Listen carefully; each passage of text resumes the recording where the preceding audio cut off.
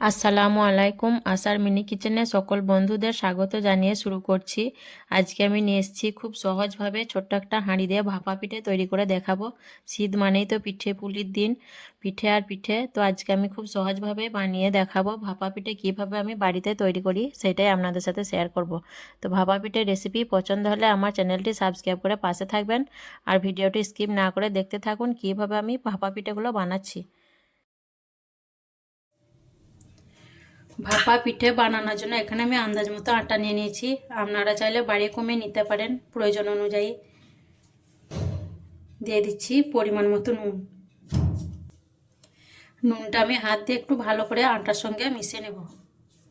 আর এখানে আমি শুকনো চালের গুঁড়ি নিয়েছি, ভিজে চালের গুঁড়া দিয়েও করতে পারেন। তো নুনটা আমি ভালো করে আটার সঙ্গে মিশিয়ে নিলাম।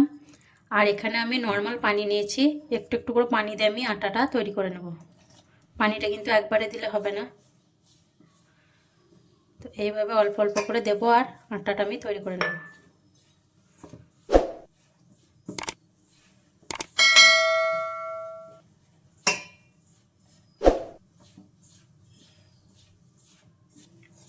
আটার মধ্যে আমি আর পানি দেব না।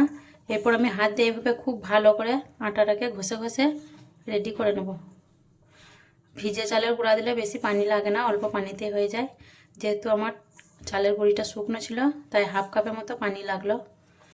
আটাটা দেখুন আমার পিঠে বানানোর জন্য রেডি হয়ে গেছে। এখন আমি এই আটাগুলো একটা চালুনি দিয়ে চেলে নেব। আর এখানে দেখুন আমি দুটো সাদা কাপড়ের টুকরো নিয়েছি, খুব ফাইন কাপড়টা।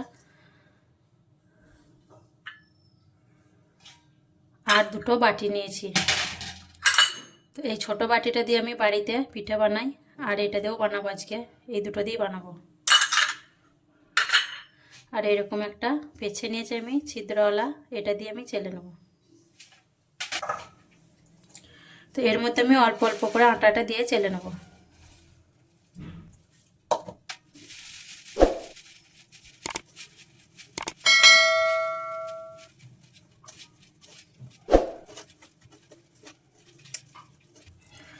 তো দেখুন আটাগুলো আমার সব চালা হয়ে গেছে। আর এই যে আটাটা তৈরি হলো, এটা আমাদের গ্রামের মানুষরা এটাকে মলকি বলে। তো এই মলকিটা যত মিহি করে তৈরি করতে পারবেন, মানে একদম সুজির মতো যত তৈরি হবে, ভাপা পিঠাটা ততই কিন্তু খেতে ভালো হবে। তো মলকি আমার তৈরি হয়ে গেছে। এই বাটিটার মধ্যে আমি অল্প খেজুরের গুড় ভেঙে নিয়েছি। কিছু পিঠে আমি গুড় দিয়ে বানাবো আর কিছু এমনি সাদা সিম্পল করে বানাবো। তো এই বাটিটা আমি নিয়েছি, এই বাটিটার মধ্যে গুড় দিয়ে বানাবো। তো প্রথমে আমি এখানে কিছু মলকি দিয়ে দিচ্ছি, অল্প করে মলকি দিয়ে দিলাম। তো এর উপরে আমি গুড়টা ছড়িয়ে দিচ্ছি। খুব বেশি গুড় দেব না, খুব বেশি মিষ্টি খেতে পছন্দ হয় না আমাদের, তো অল্প করেই দিলাম। তো আবারও আমি এর উপরে মলকি দিয়ে দিচ্ছি।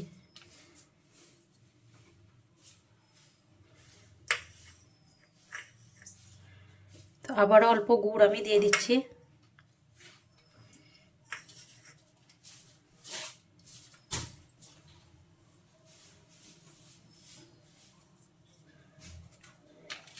এর ওপরে আবারও আমি মলকি দিয়ে দিচ্ছি। তো মলকিটা কিন্তু চেপে চেপে দিলে হবে না, হালকা করে বসিয়ে দিতে হবে। এখন উপরটা আমি এভাবে প্লেন করে কেটে দিচ্ছি।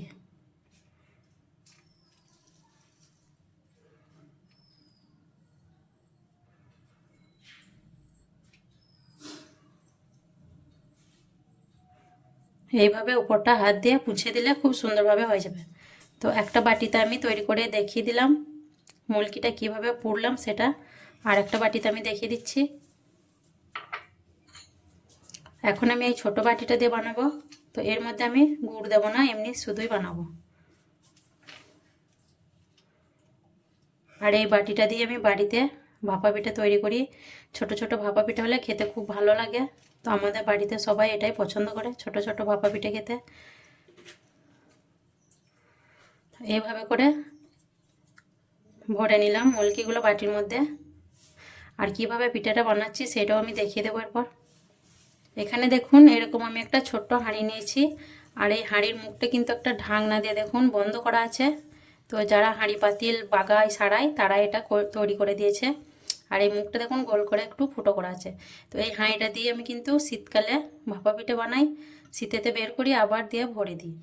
তো এই হাঁড়িটা দিয়ে আমি ভাপা পিঠে বানাবো। তো এখন এই হাঁড়িটার মধ্যে আমি পানি নিয়ে নেব, দিয়ে চুলাতে বসিয়ে দেবো। এখানে দেখুন আমি একটা বাটির মধ্যে পানি নিয়েছি, আর এই পানিতে আমি এই সাদা কাপড়টা একবার ভালো করে ভিজিয়ে নেব।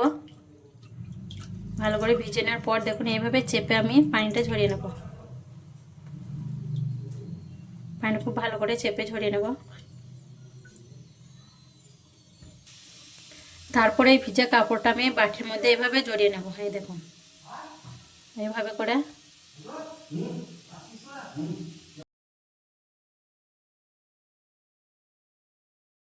দেখুন আমি গ্যাসটা অন করে পানিটা গরম হতে বসিয়ে দিয়েছি। দেখুন পানিটা কিন্তু ফুটে উঠেছে। আর এখন আমি এই বাটিটা বসিয়ে দিচ্ছি।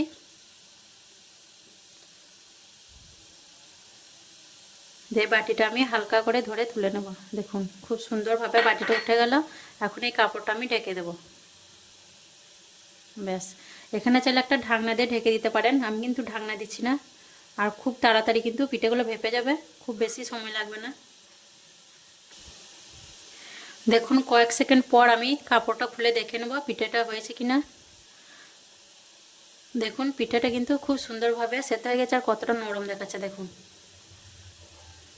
তো এখন আমি পিঠেটা তুলে নেব। দেখুন পিঠেটা দেখুন। একইভাবে আমি আবার একটা বাটি বসিয়ে দিলাম, আর পিঠেটা দেখলেন কয়েক সেকেন্ডের মধ্যেই তৈরি হয়ে গেল, খুব বেশি সময় লাগলো না। তো আমি এইভাবে বাড়িতে আমি ভাপা পিঠা বানাই।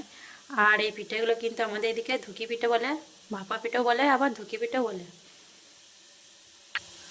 দেখুন আবারও এই পিঠাটা আমি দেখে নিচ্ছি, আর একটা বাটির মধ্যে ভরতে না ভরতে আর একটা পিঠা আমার তৈরি হয়ে যাচ্ছে। তো এটাও দেখুন হয়ে গেছে। এই পিঠাটাও আমি নামিয়ে নেব। এরপর আমি এই ছোট্ট বাটিটা দেখিয়ে দিচ্ছি।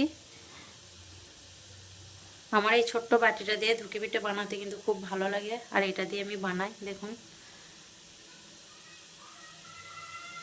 আর এই পিঠেটা হতে তো মোটেই সময় লাগবে না, কয়েক সেকেন্ড মাত্র।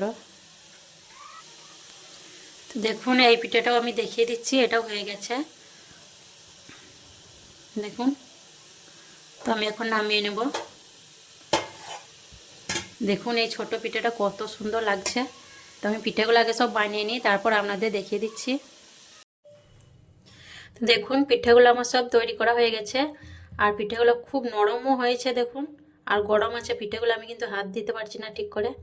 তো আজকের পিঠেগুলো আমার কেমন লেগেছে অবশ্যই কমেন্টে জানাবেন। ভালো লাগলে লাইক করবেন, শেয়ার করবেন। আর এখানে দেখুন ছোট বাটিতে যে পিঠেগুলো তৈরি করেছিলাম সেগুলো দেখুন, দেখে কতটা সুন্দর লাগছে আর কতটা নরম দেখে বুঝতে পারছেন। তো এইভাবে ছোট ছোট করে ভাপা পিঠে তৈরি করে খাবেন, দেখবেন অনেক মজার লাগবে। তো আমি কিন্তু এরকম ছোট ছোট ভাপা পিঠে খেতে বেশি পছন্দ করি। তো আজকের ভাপা পিঠে রেসিপি পছন্দ হলে আমার চ্যানেলটি সাবস্ক্রাইব করে আমার পাশে থাকবেন। আসবো আবার অন্য কোনো রেসিপি নিয়ে। সকলে ভালো থাকবেন, সুস্থ থাকবেন। আল্লাহ হাফেজ।